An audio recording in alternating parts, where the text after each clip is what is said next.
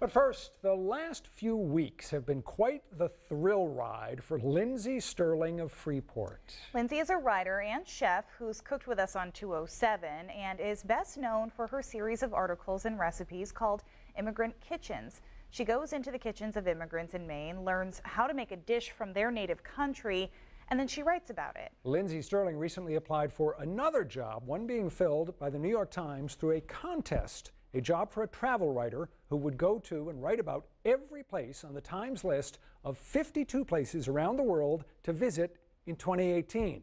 Talk about a dream job, getting paid to travel the world for a year and soak up its people and cultures. So it was kind of like buying a lottery ticket, though. I mean, you're like, I'm probably not going to win, but I'll do it, you know.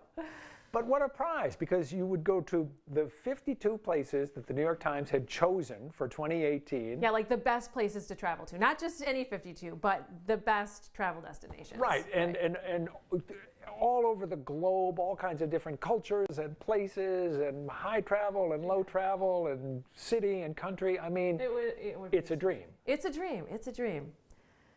Yeah. So when you were putting together your application, how did you present yourself? It was essentially like, oh my gosh, I kind of already do this. I already do travel the world and write stories about the extraordinary things that happen.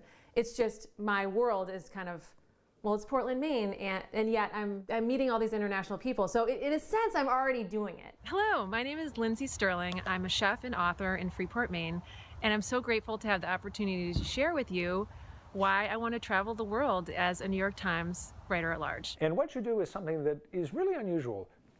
Give me a quick explanation of what it is you do through Immigrant Kitchens and have been doing it now for what? I think it's been 9 years, yeah.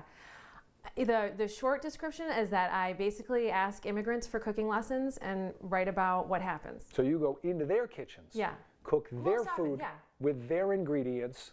Well, they cook their food and I watch, and I take notes and I take videos so that I can write the recipes and for the audience of Immigrant Kitchens, so other people can participate in this journey. They can try cooking, you know, this Iranian dish or a Pakistani dish as just like I do, and that's so fun. It's so fun. So it's a joy to share that.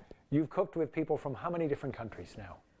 Oh, I keep losing count in it because I keep cooking with more, but last time I counted it was over 80. What are some of the more unusual, unconventional dishes that you've made, that you've been introduced to by these folks? The time that I was served deep fried crickets in a Cambodian family's home, I mean, I was game. I was going to do it, but you know, as I was bringing it up, I saw the cricket's eyes looking at me. I was like, okay, just do it, you know, just do it.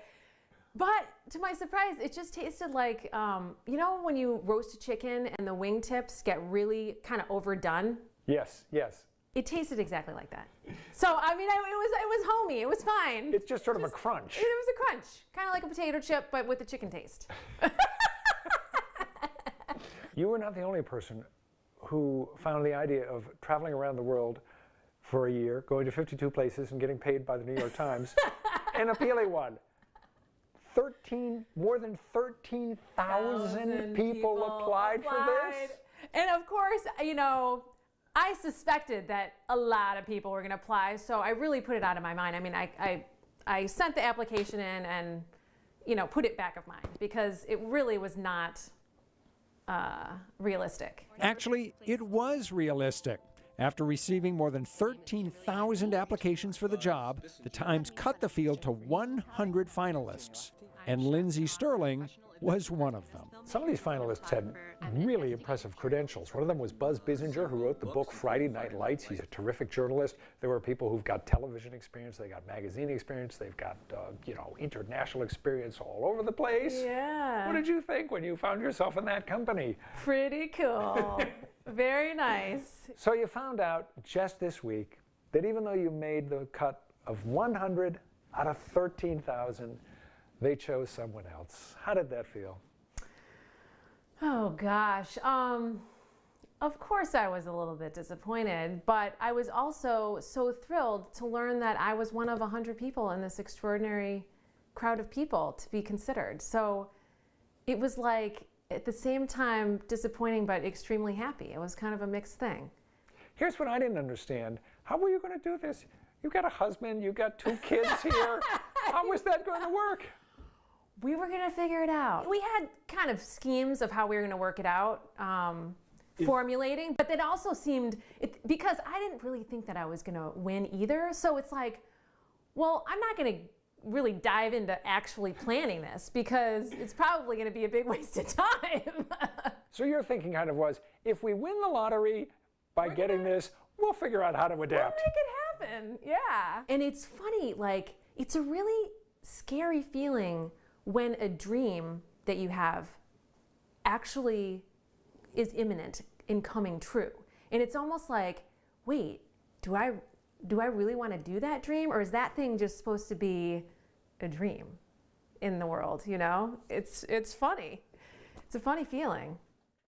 I remember reading one time that that's the most common dream that people have, is that they'd love to be able to travel the world. But it is kind of scary to actually think about and put to reality. Yeah. That's super interesting. Where would you go? Oh, putting me on the spot here. Yeah, I that's what I would do. go to Italy, and then I would kind of travel from there. Well, that sounds like a splendid idea. Just eat my way through, you know. If you would like to learn more about Lindsay Sterling and see some of her recipes, just head to her website, immigrant kitchens.com.